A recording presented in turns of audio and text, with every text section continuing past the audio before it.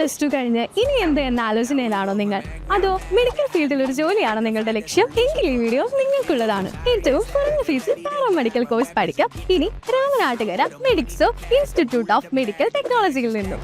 നിങ്ങൾ +2 ഏത് സ്ട്രീമും ആയിക്കോട്ടെ, UGC അപ്രൂവ്ഡ് ആയ 3-year BVOC MLT കോഴ്സ് ചെയ്താൽ നിങ്ങൾക്ക് വിദേശത്തും നാട്ടിലുമായി നിരവധി ജോലി സാധ്യതകളാണ് ഉള്ളത്.